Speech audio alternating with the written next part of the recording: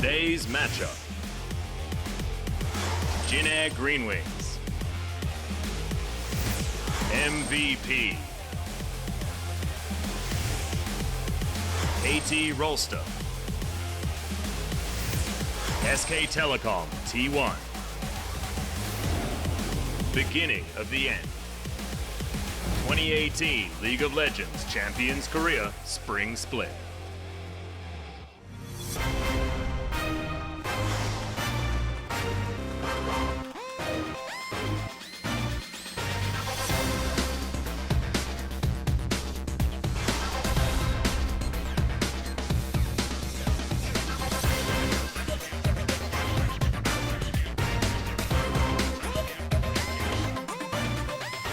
Welcome, ladies and gentlemen, to OGN's LCK Spring 2018. I'm Atlas, back again. Finally, I feel like it's been forever, and this is, of course, Papa Smithy that you see every single night. And you're going to get him every night for the next few days as well. Papa, you got a big one.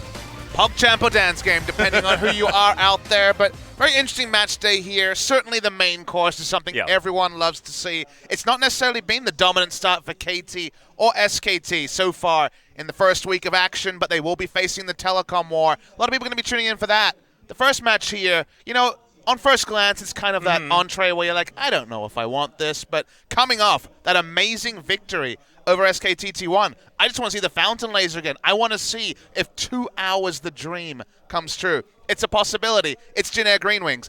Anything can happen. Exactly. I want to see if Teddy spends more time in the game without boots than with boots. Oh. That's my favorite statistic. The guy is like bootsless the majority of the season thus far. As I said on the cast, maybe we need to start that GoFundMe, get that man some boots. He should not be a shoeless warrior, but he makes it look good. He certainly does. In fact, Jin Air actually coming into this series against MVP looking fantastic. MVP, on the other hand, really need to start going back to their MVP ways, Papa Smithy. I'm sick of Max playing weird stuff that's not fun. He needs to play weird stuff that's fun. I want the brand. I want the good things on the bottom side of the map. I just want to see him play a melee champion. He's actually only played range champions in this tank support meta, and Shot Thresh is kind of on the edge, given that he gets Relic Shield and things like that, but I hear the music, and that means we got some info to show you. And the LCK data is that, last time you saw us here at OGN, Jin Air decided we were going to break some records. Look at that. On Saturday's match day, 4 hours, 50 minutes of League of Legends. People always say, I need more LCK. You got more LCK and then some. There's no movies that go 4 hours, 50. Even Lawrence of Arabia looks at that number and is like, that's pretty long. And I mean, you're looking at like extended editions of Lord of the Rings and stuff like that. You're going to need to watch 2 movies to try and get through that number. We saw a couple of movies that day, Seth and I. Kilios and I saw some interesting movies. You saw some things. Not sure if I want to watch again. Well, in fact, I was more than happy to watch it again, Papa Smithy. It was an enjoyable cast. But let's have a look at some CS records, because 4 in one game is pretty damn good. But that 1,456 versus Pilot's 741, with some quick maths, that's a 715 CS lead over the previous record in the LCK. And my other favorite takeaway is, well, remember the number 1456. Let's also note that the top 4 CS numbers in a professional game in Korea were all in the same damn game. All 4 of them. Even Justice broke the CS record. Was insane stuff. Didn't quite get Tom Kench there. Maybe next time as we look at the individual gold record. And, you know, many games end with there not being 55,539 gold farmed. But, yep, Teddy did a lot of fun. Yeah, and I feel like there's a certain correlation between killing creeps and getting gold. So that one does make a heck of a lot of sense. But let's have a look at the standings, because now that we're at least through the first week and a day, I guess, theoretically, of LCK, some interesting things have come out. Of course, Samsung, now KSV, sitting at that top spot makes some sense, but it's everything in the middle that's super interesting to me. Kongdu Monster sitting in 3rd place, Papa Smithy. I think it's almost like we only have a middle. I feel like KSV are the best team and MVP the worst, but when there's almost nothing separating the table after 2 matches, having 8 teams equal when it comes to match score, not game score, so you notice that 2-0s obviously buff up KT and Kongdu Monster, whereas the 2-1 losses do hurt Afrika. Let's get into the match at hand, because Jin Air GreenWings, that team that is synonymous with records, that team that is synonymous with forever games, they're back again. They are back again, and I think as far as players to highlight, as we do have a look at the roster, I want to talk about UmTi as well. I mean, he was the linchpin to why they were able to take down SKT at the end, managing to catch out FLICKR, which probably has tilted him off the planet. We'll see whether that is something to talk about in our next series, but he's been playing brilliantly, but not necessarily on the champions that have been getting the high priorities. SoHwan is where he's been falling down, but his other champions have certainly been looking good. His Kha'Zix at 1-0 now after that 94-minute slugfest, and then J4 sitting at 50%. So we'll see whether he is going to go with some meta picks or whether we're going to see some more bloodthirstiness out of the UmTi. I mean, the Korean fans very affectionately dubbed him King T on his good days, and it was one of his good days last time out. Very positive force on the team. Noted that a year ago, was new to the scene, still was frustrated after the losses, but he was cheering up his teammates, and Teddy, the Fountain Laser, will also be playing in this game. Jin Air will not be running Justice, who was involved in the 2 victories over SKT, former Longzhu Justice. Now, Jin Air Justice, Grace once again, Yaharong from the Kesper Cup will be starting in Game 1. And speaking of starters, MVP still messing with that formula that had been there for so long. No Maha in the starting lineup. It will be Pilot retaining his spot. Yeah, and I think this is really exciting as well because Pilot, of course, formerly of Jin Air fame as well, now going up against his old organization. We'll see whether he's got some bones to pick with these guys down there with Max on the bottom side of the map. You can see a wry smile on his face as we check him out in the booth. So, some questions to be asked of Pilot. And MVP as well, right? Yeah, just in general. And should we talk about Ian? Should we talk about what's been going on there, Papa Smithy? Because I feel like, is it time to go back to the Syndra? Is it time to go back to some comfort for the man? It feels like the Ultra Comfort was how MVP found their success in the past, Atlas. Yeah. That's the weird thing, is the Sions and the Syndras, the pit comps will work for them. But in those 4 games, we're seeing a lot of skirmish. We've seen 2 games of Nidalee. They're trying to reinvent the meta. I actually thought their second attempt at the Nidalee was very close to a victory over KT. Wasn't an impressive performance by KT in that series. When you look at the KDAs, though, understandably going to be tilted towards the side of Jin Air. And Teddy, he's already off the charts. Not as much as Huni that one time when he was at 32 KDA, but still a very nice KDA there for Teddy. Yeah, Jin Air certainly have the handle on the squash racket. It is absolutely true when we have a look at those graphs over the top of one another. But they have the handle on this matchup. Ever since they entered LCK in the summer of 2016, they have never lost a match to Jin Air GreenWings, so they'll definitely come in the underdog according to analysts because Jin Air have largely, they did pick up a win in their first series, then of course with the matchup victory over the side of SKT. They have to come in favorites, but Jin Air, they're all about records, and they're all about game time, Papa Smithy. There's a certain massive amount of time spent on Summoner's Rift for these guys. This is the 7th ever split of the LCK. Jin Air hold the record for longest game in every split except 2016 Spring. All of them. It's just stupid. But let's have a look at that Fountain Laser that you were talking about. The man that doesn't want to move very fast because boots just take up an item slot. And it's the Caitlyn and the Sivir that's certainly doing well. As far as his Caitlyn, I mean, that's a 10.5 KDA over both of his games as well. The man looked very, very good. And let's look at the CS per minute in that Sivir game. 15.5 CS per minute. That's more CS than spawns in a lane per minute. That's because he was farming 3 lanes for what? The best part of 50 minutes against SKT. An insane stat. And speaking of insane stats, the fans agree that Jin Air GreenWings are the favorite here. 81% saying that Jin Air will be able to pick up their first ever match victory over MVP. And looking at that stat and then having a look at this one, it's just so nuts because you're right, never been able to beat MVP in the past, but I just don't think that Jin Air have ever had a vote that skewed in the history of the LCK either, because finally we've got people getting behind these guys. The Glad plane seems to be rising high after that 94-minute game, the game that has made so many records and made history.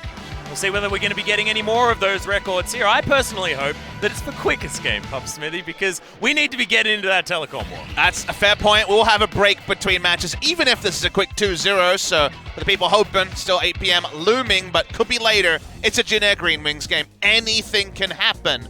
You get to the draft here, and Varus first ban, so not wanting Pilot to be picking that on the red side. Yeah, of course. Only playing a couple of champions so far. It was the Tristana that was the next one, so we'll see whether they target ban that one out. The luxury of the blue side is, of course, Jin Air will be over there to start this one off.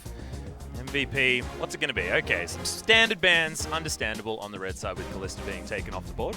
Pilot's played a lot of solo queue, understandably. 21 games of Ezreal in the past 7 days, so Ezreal Vayne are his two big picks. Ezreal was always kind of his go-to champion. He's always been kind of a caster AD carry. So Corki was originally his meta pick back in the days of bot lane Corki. Ezreal as well. Even had a lot of Urgot games when we had a bit of an Urgot meta going there. So largely a caster AD carry rather than the kind of the Caitlyn school of traditional AD carries. And also going to be a blue side SoHwan. So going with the fact that they haven't been picking up wins, even though the fleet footwork UmTi on the SoHwan has actually looked pretty good. Yeah. He's had some good games, but they haven't turned them into victories.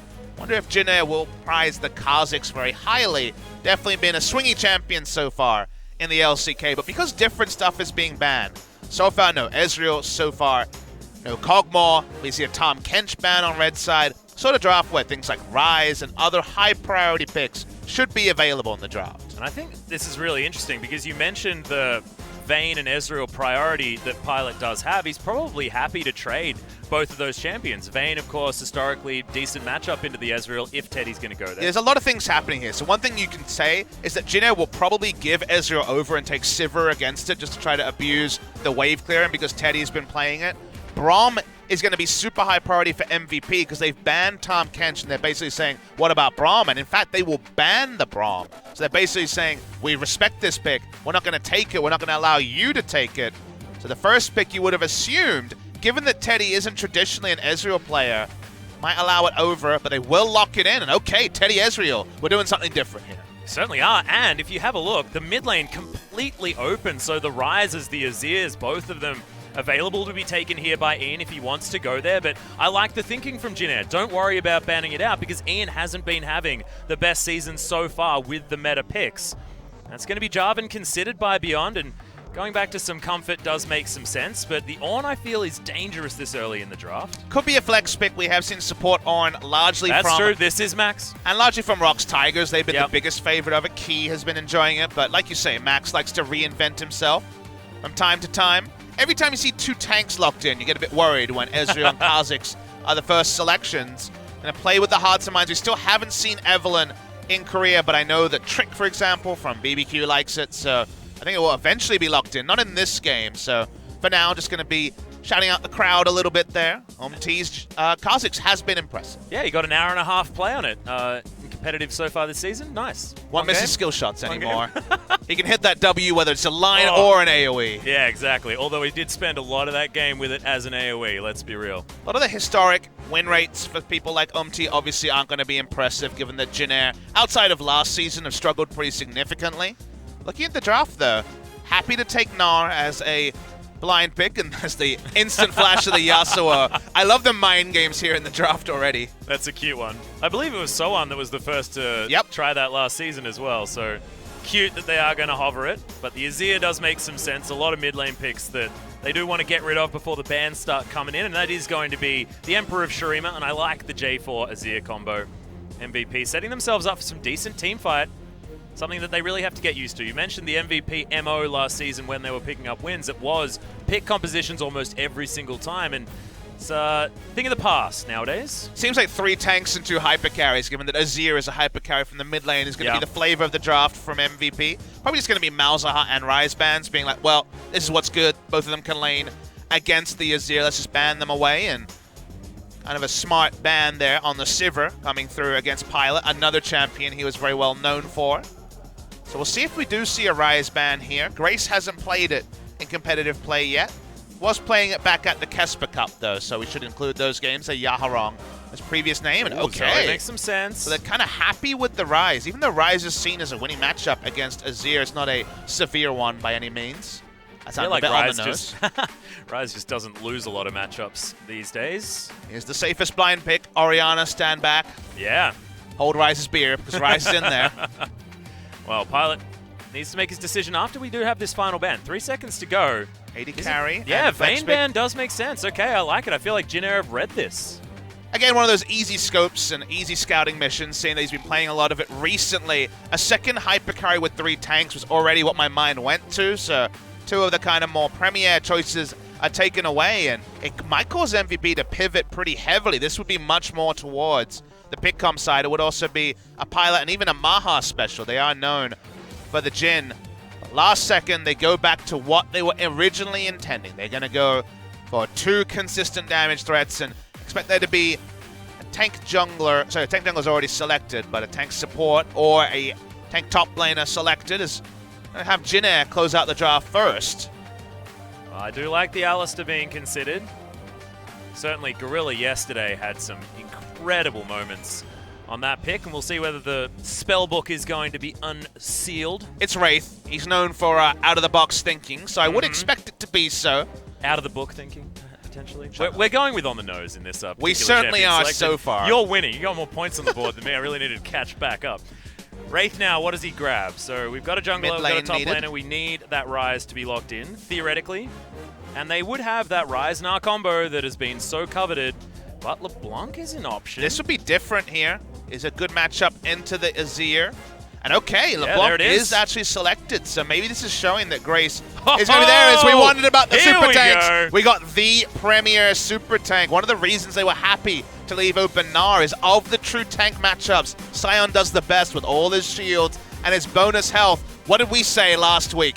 Okay, you're not winning. When do you default to comfort? We do see Ian moving to the Syndra, but insta-lock Sion is the ultra comfort for ADD. Yeah, and you were actually having this conversation with Achilleos during that MVP versus KT game. You were talking about the fact that ADD does need to move back to more of these comfort picks because he's always been so damn good at Sion. Even Max, of course. You guys remember the famous quadra kill on support Sion. Like, this team knows how to play around the train on the top side.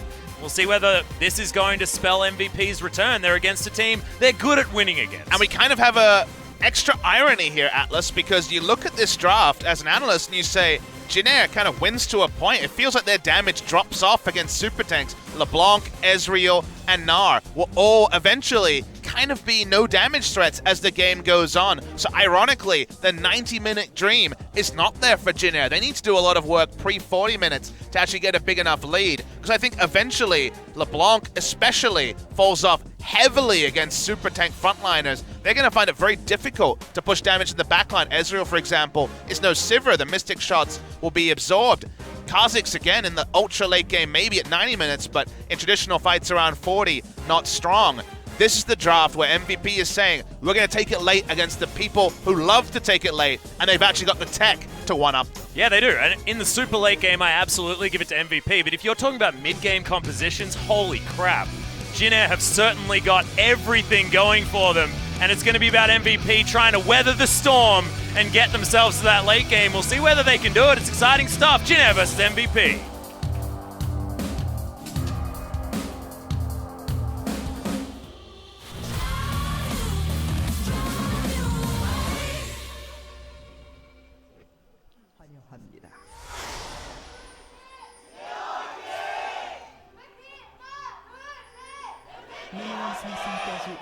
MVP always have fans, Papa Smithy, all the time. Doesn't matter how badly they're doing. We've always got them. And, of course, now with ADD back on the Sion, Ian trying his hand once again on the Azir, but Pilot with that Caitlyn, waiting to get to that late game. It's going to be tough, but we'll see whether they can do it. The sort of thing that might be lost on a lot of more casual fans or maybe just League of Legends only fans is that actually today we have 2 matches where all the organizations are very storied. MVP and Jin Air have been around a long time. Yeah. MVP especially, one of the most prominent multi-game esports orgs. It feels like every esport that comes around, MVP has a team in. Jin Air also a standby. And then, of course, KT and SKT, the telecom teams in our second match. So it's definitely not the new orgs today. It's all about the old. And for Jin Air, see some new chromas, see some new ideas. The draft is different from some of the ones we've seen from them recently, and Grace trying to make the LeBlanc work that I think a lot of people are skeptics of in this matter. Yeah, and I feel like, you know, Edge is watching on right now. Of course, a famous LeBlanc player just jealous of the fact that Grace has been the one to pick it up first. Certainly with a lot of LeBlanc players in this particular tournament. You mentioned the Telecom War. Faker's name always has to come up when you mention LeBlanc. Although not recently, right? It hasn't been a prominent pick for him in a very long time now. Kind of gave it up after that loss of the streak against EDG back at MSI 2015. Looking at Teddy, who certainly has been the key player for Jin Air, you'll notice very high DPM, 834. An average CS of 13.3, average, across all his games. Because the funny thing is, you know, we talk about the no boots situation. That's happened for him, I believe, 5 times already this season. It might be 4. I think it's 4 out of 5 or 5 out of 5, something like that. He's been reaching ultra late game. You think of the Vayne game, which he couldn't carry. He was also no boots there. So. And then the double Caitlyn games as well, exactly the same circumstance. He certainly has been able to farm up a Storm in the, 54-minute, I think, average game time for Jin Air. Obviously incredibly skewed by the 94-minute game, but yeah. Teddy certainly has been getting to the ultra late game a lot as Grace misses the chains. It's not a great look. Yeah, but still able to shatter some orbs, so we're doing okay. The trades with LeBlanc, at least this level 3 mark, feeling quite good with the corrupting potion. UmTi understands they need to be proactive with this draft. They have to get it started now. If the chain hits here... Oh, it doesn't though. Gets himself off to the side, and UmTi says, well, it would have been great if you landed the CC. Yeah, Ian was slow as well. That would have definitely have registered if he was able to hit the chains. So needs to get the skill shot accuracy better. Otherwise, you say, you know, why LeBlanc could have gone somewhere more conventional. Rise Root would have hit there, Atlas. Exactly. Well, I mean, didn't have much of a choice for Rise Root, so... Hey, you could root a minion. Hey, that's true. I mean, I've done that one before. People say that Rise is a difficult champion, is an easy champion. I find ways to make him difficult. You constantly impress me, Alice. Thanks, man. This is a day of compliments from you, isn't it? That's what I'm going to go for. One of those games. Backhanded, front-handed, all types of handed compliments. Should see Beyond here basically kind of go against type with Jarvan and spend the whole time shadowing, the whole time battle warding, the whole time just in general providing vision, because MVP are so confident in taking this to late. They are so happy with their team comp in the late game. They don't necessarily have to over-pursue in the early game. I think you outlined it very well at the end of the champ select. The only way Jin Air wins is snowballing. They kind of have the win lane, win game thing going. They have a very strong mid game. 1-2 items, they are very powerful. But once you get to 4 or 5, it's only MVP. Well, we'll see whether they can actually start it off well, because Pilot, he's ignited, taking so much damage. That Q's going to land. And Teddy continues his reign of terror. First blood on the bottom side. This is perfect for Jin Air. And Teddy showing that he can take the proactive side. He doesn't need to be farming. He's no Celestial Body Sivir just farming up. He's going to go Ezreal and be aggressive. This is why Teddy has always been super hyped. Amazing in spring of last year. Decent in summer, not his best season. A great start already. We said Teddy and Wraith could be the breakout bot lane given Wraith's history as a strong laner. So far, so good. Yep. And Grace is just straight up off the chain in the mid lane because he is missing every single one of them. That is 0 for 3 right now, but thankfully Teddy starting this one off strong. That's the first time I've ever heard off the chain be an insult. I know. I thought it was a good experiment. I had fun. I don't think it's actually a good idea, so I won't continue that one, but... I mean, it's a Jin Air game. We have a lot of time to try things and then learn what works and apply them to other games. So how many Gathering Storms do you think MVP have taken? Well, we can now have a look at the Keystones. I know you guys are always impatient for them. It takes a couple of minutes for them to load up. When it comes to sorcery, we don't have that much. Well, we actually do have 4 sorcery trees. Yeah, so see? I'm going to guess at least 2. Because Pilot's somehow gone for sorcery, and I feel like the only reason you do that is if you want to grab yourself some Gathering Storm. So I like it. Learning from the fact that Jin Air do like to go the outscale with Gathering Storm. The ultra I'm facing Jin Air. Yeah, exactly. Approach here, potentially from MVP. It's their Achilles heel. They're probably going to be approaching Riot and saying, guys, you put a rune in the game that directly counters us. That is definitely... take it out? The moment I saw that, I thought of that joke. I've already said a couple of times. I'm glad you picked it up as well. Landed the chain. Took a lot of damage that time. Yeah, see the chains land, and you're actually going to be able to get some work done there, Grace. Possibly could have sent Ian back a little bit earlier, but that's okay. 6 minutes in, gets him out of the lane. Should be able to catch himself back up as this next minion wave crashes down. What you can say about the sorcery on Caitlyn doesn't really provide him much in the 1v1 early, and then found himself assassinated by Ezreal of all people. You don't often see 2v2 kills in the LCK, so that was actually a really big mistake by this new bot lane of Pilot and Max, and like you say, by the former Jin Air star in Pilot. And look at Teddy as well. I mean, he's got a couple of bags of gold, 100 just chilling there in his back pocket. His wallet's overflowing. He's got a pickaxe on his first back. Not wanting to wait around for a Sheen or anything like that. And of course he doesn't have any boots. I mean, getting the Muramana earlier is a great story for the side of Jin Air. We gonna keep saying it this game. It needs to keep coming. This needs to be an extended snowball. We need to see UmTi pathing around the power of his bot lane and also trying to make things happen in top side, because we are very worried about Jin Air if the game goes longer.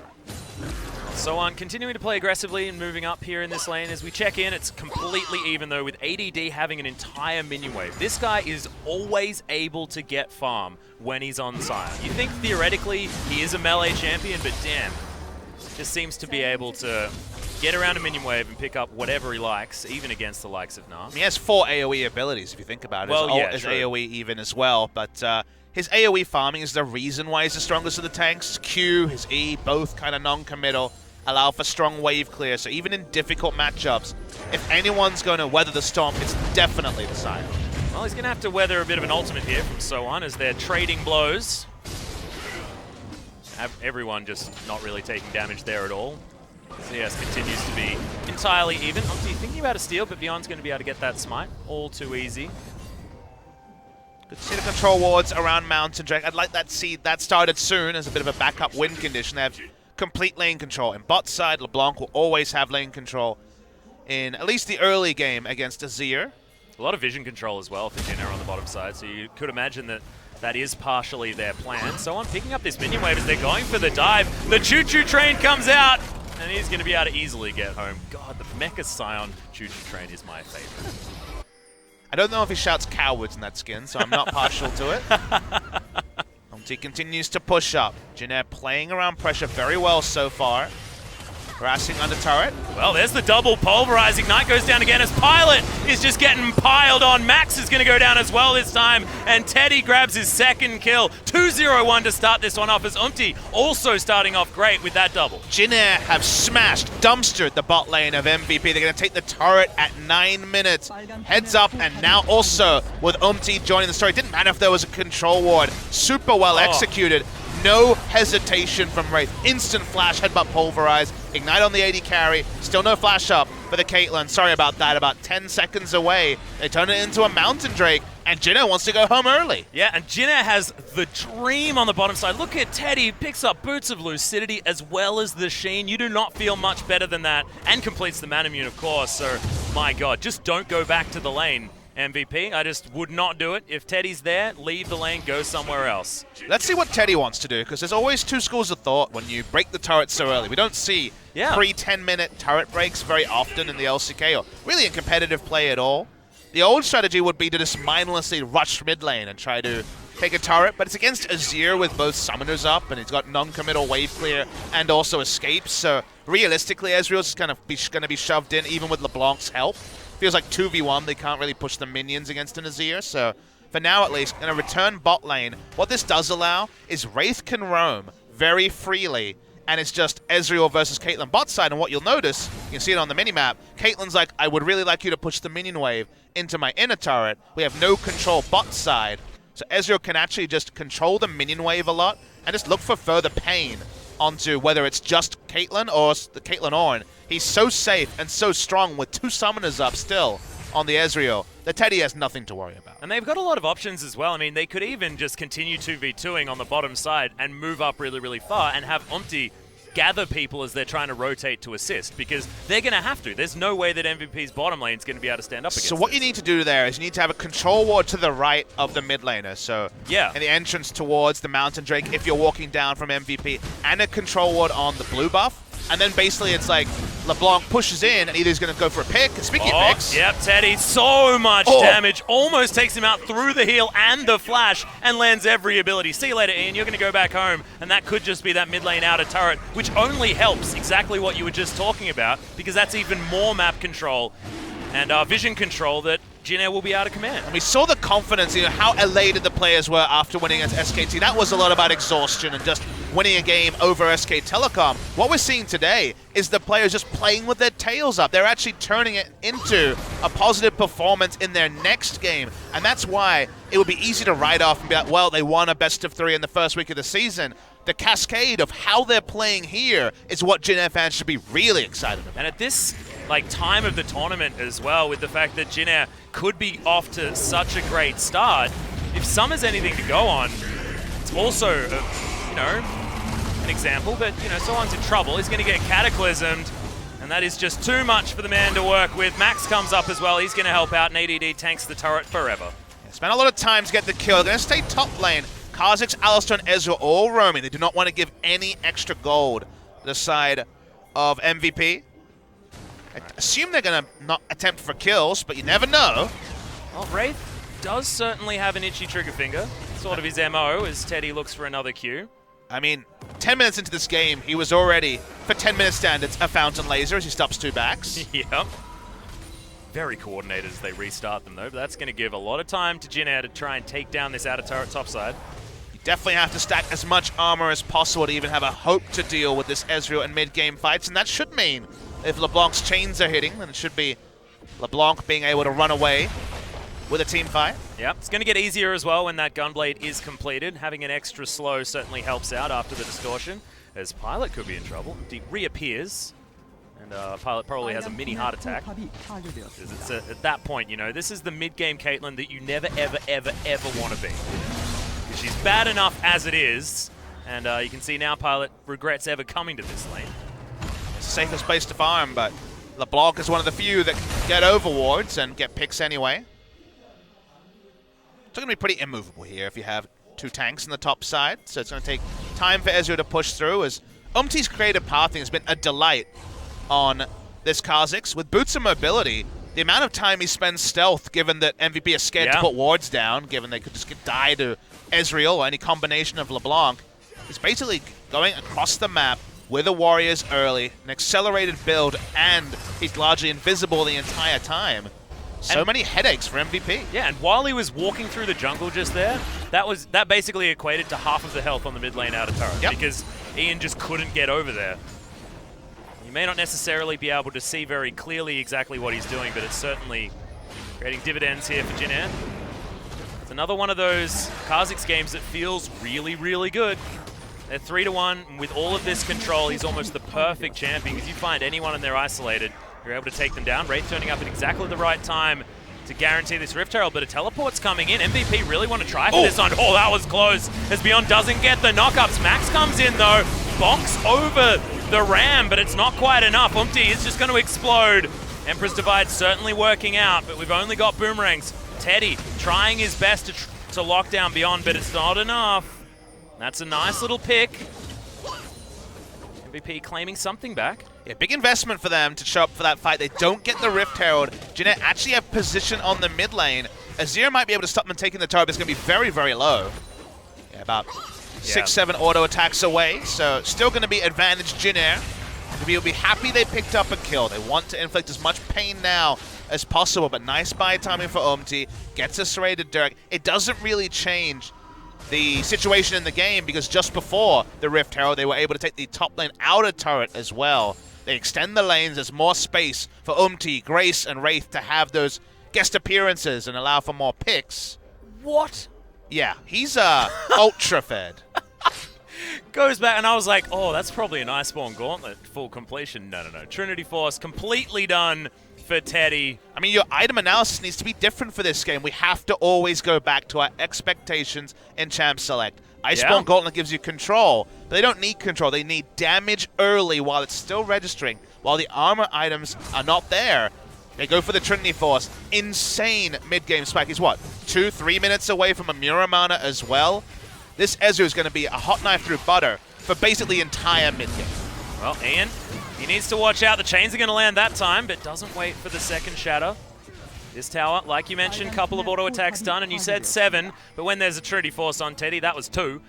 Still able to take that one down. Nash's Tooth is there for Ian, so he's starting to scale up, trying to get what he can to make things work, but ADD's sitting on components right now, and he does have a little bug on this bottom side. Wraith turns up and says, ADD, I'm sorry, you're not going to turn into a train today. True Shot Barrage comes in, and he's just continuing to destroy everyone. Wraith just not even worried. Going to headbutt back the decaying zombie. And you take the early turrets, guess what? Long lanes for picks like what you saw. Grace also able to enter. Grace turning up on the top side at the same time. You have to mention LeBlanc being able to have so much more of that map to roam around. Bottom side is where MVP thinks they're going to get caught. That top side of the map is very, very dark, and everything else is just going to continue to get darker and darker, because even if Wraith finds someone, that's still going to be terrifying times for MVP because he can just set up kills for the rest of his team. 2,700 gold lead at 17 minutes.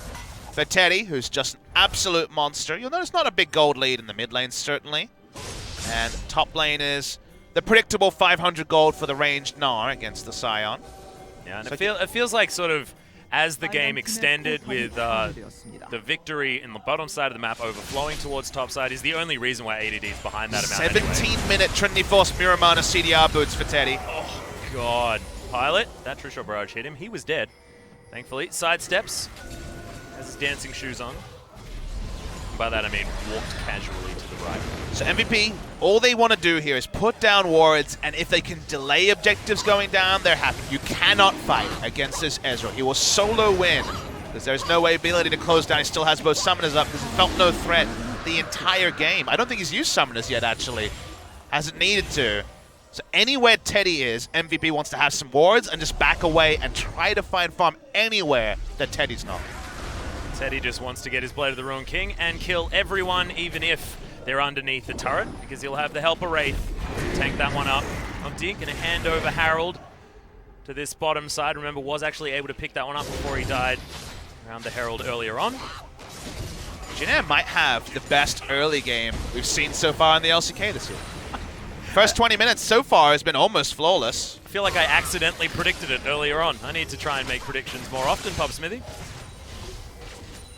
Pilot with big overshield, but I think it's quite enough when you just don't have much of a number in that health bar. ADD going to take a fair bit of damage here, but not too worried. Has a Negatron cloak now finally, but it's not going to help him here against Teddy.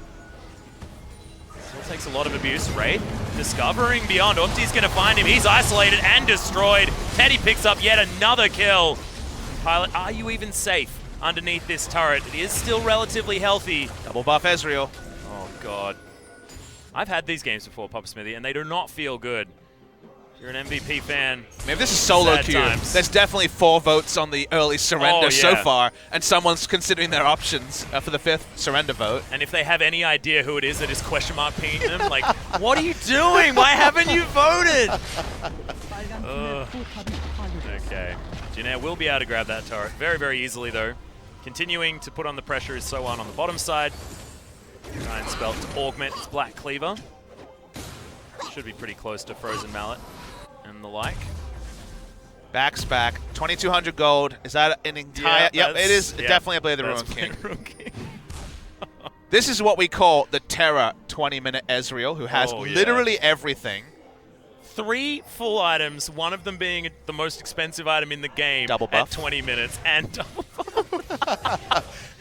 Oh, the filthiest. We may never have had a stronger Ezreal in LCK history. There's been a lot of games we've had fed Ezreal. Not that often in the first 20, but short of a mid lane Ezreal who has more levels, this Ezreal is just utterly dominant. It's just filthy.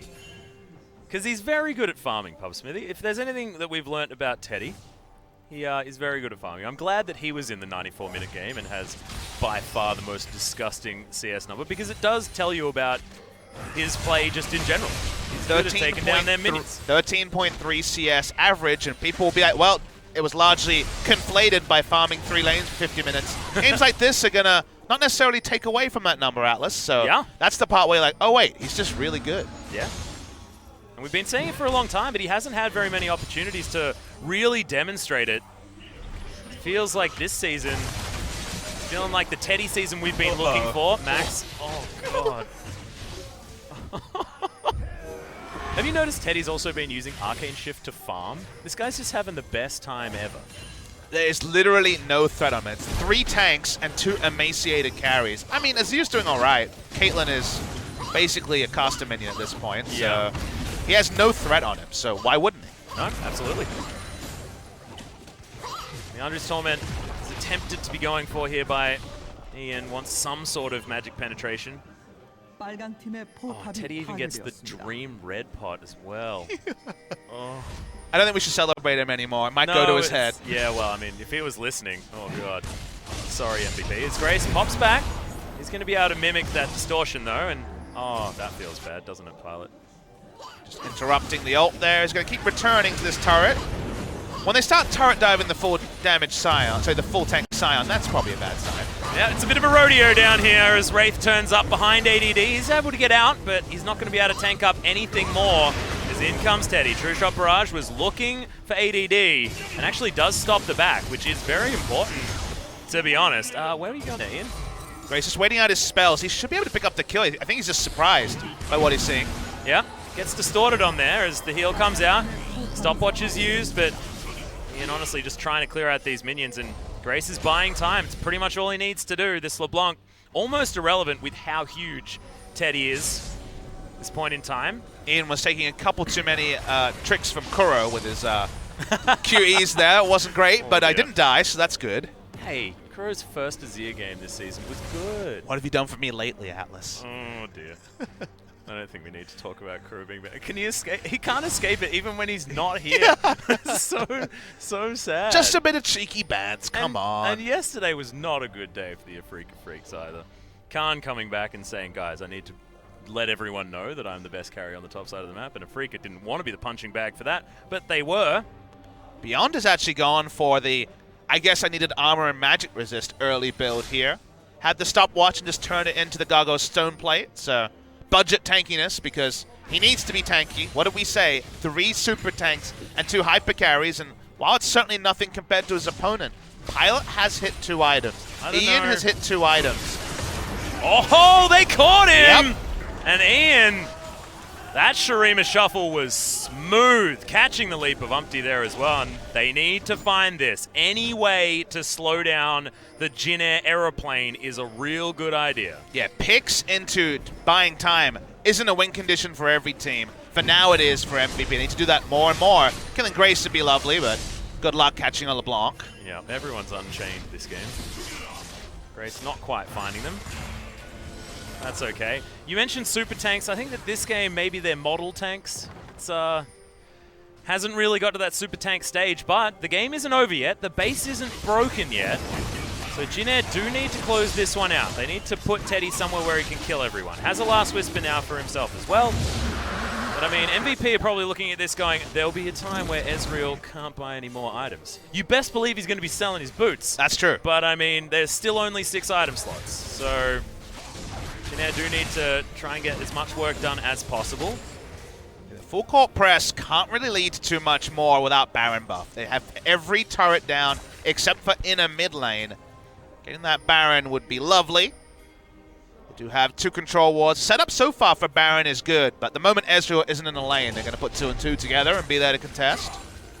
And he clearing all of this vision out and actually doing a decent job keeping themselves able to move up relatively relatively safely. As this isn't safe. There's the headbutt back as Beyond's in trouble. That last auto attack, True Shot Barrage finishes it off as Ian, the next target under fire. In goes UmTi though, they're looking for Pilot. He's not able to do anything, but UmTi does once again fall down. Another headbutt pulve though, and Max, he's trying to get out of there. The charge, not enough, is over the wall. Grace lands the chain. When it all comes down to it, able to get the work done, and with a lot of dead members of MVP, Jin Air should be able to get the Baron. Jin Air going to turn onto it. No junglers at all, so they don't have a smite secure, but they're also not too worried about Ian coming over. He should start walking, though. There is always that chance, Atlas. Crazy things can happen when there's no smite to secure. Yeah, especially with having a fair bit of CC and ADD moving on over, as he should be able to get a flash in there as Grace gets himself over to the side. They do try and nail them into the wall, but the Baron, it's already dead because Teddy has so much damage, and I almost would have waited for that chain as ADD got very close to being dead as well. MVP, dire straits at this state of the game, and a Baron buff now on Jin Air. Let's check it out again. I mean, all you have to do is actually get MVP to fight, and it's happy days for Jin Air. It doesn't matter if UmTi is giving up his life. So a tasty cupcake, shouldn't have stood on it, did anyway. Yeah. But if Ezreal is free autoing, every team fight will go the way of Jin Air GreenWings. Even kill Max over the wall. Don't break the base from this, but they do take the Baron. We said they've done the most without a Baron. Now they have the Baron, so it's game-ending time for Jin Air GreenWings. Teddy, 3 control wards and 5 items. As many buffs as he can possibly get. Probably wants to try and grab a blue at some point, but it looks like Grace still has dibs on that. He's future-proofing himself a little bit. He actually went for the Lord Dominic's Regard. Well, we won't see too much of this item this season. They increased the threshold to 2,000 for you to do maximum damage to tanks from the 1,000 it was before. kind of help out fighters with that particular change. One thing you can say is good against Stoneplate, because that's a lot of extra health.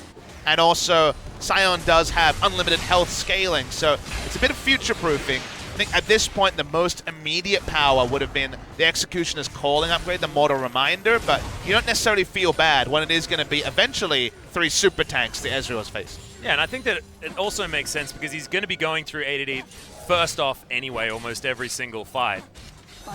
Jin Air being able to utilize UmTi and Grace to get Pilot out of there, so it does make a lot of sense. He's Flame Horizoning right now, by the way, is Teddy. Ah, Teddy picking up a lot of fun. This makes some sense. 100 CS up over Pilot. It'll probably grow if the game goes longer. It's pretty pathetic, though. He's still under 1,000, under what he got in the last game. SoHwan doesn't die. Mid lane, free time for Teddy. They don't quite take the turret, but they're not far away from it either. SoHwan just had to buy time with multiple members on him. Waiting for the next minion wave here is Jin Air. Oh god, okay. Teddy in a little bit of trouble potentially, but Blade of the Ruined King's going to keep him healthy. Beyond goes in with the Cataclysm, but he's just too far ahead. The Qs keep landing.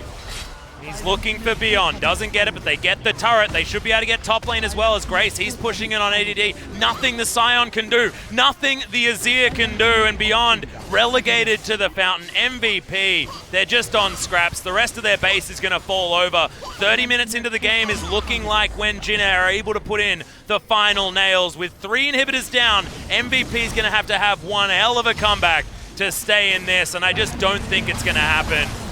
Grace looking for Pilot. He just pops. Okay. See you later, buddy. That's going to be the Shatter. Good flash gets him over the train. When you're all chasing the LeBlanc, it's a bad sign. When blowing the heel of the Ezreal is the best news story about how MVP have interacted with Teddy, that's also a bad sign. His flash will never be used this game unless he's securing a kill. And they're just trying to take some Nexus turrets. They're overstaying, but when you have Teddy, it's fine.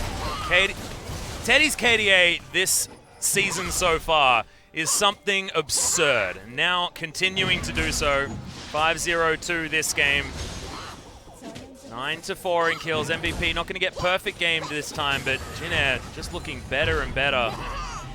After what was relatively unfortunate first showing, come back to look pretty brilliant, to be honest.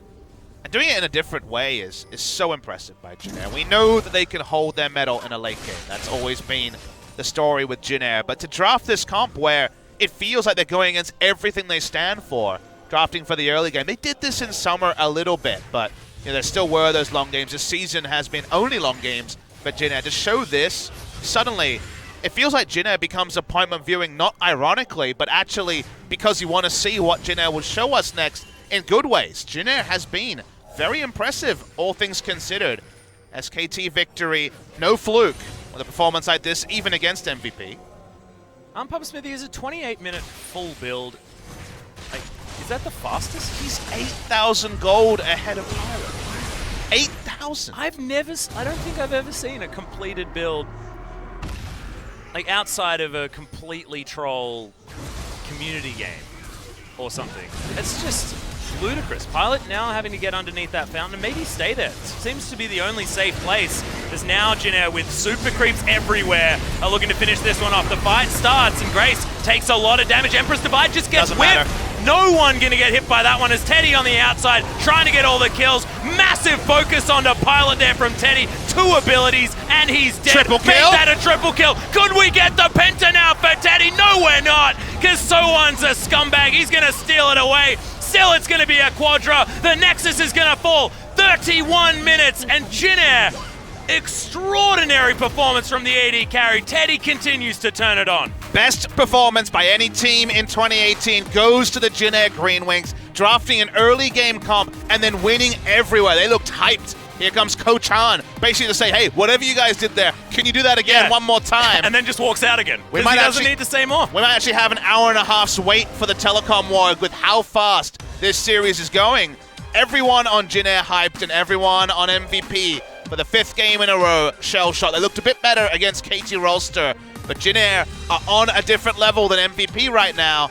Maybe we'll see Maha come in for their next game because they were outclassed in the bottom lane and they got snowboard on, styled on, dumpstered in every way. Yeah, there almost aren't enough adjectives to really talk about how outplayed they just got. But it was a relatively disrespectful draft coming out of MVP. MVP, I understand the thought process. Jin Air always take their games long. They left themselves open to this massive mid-game snowball.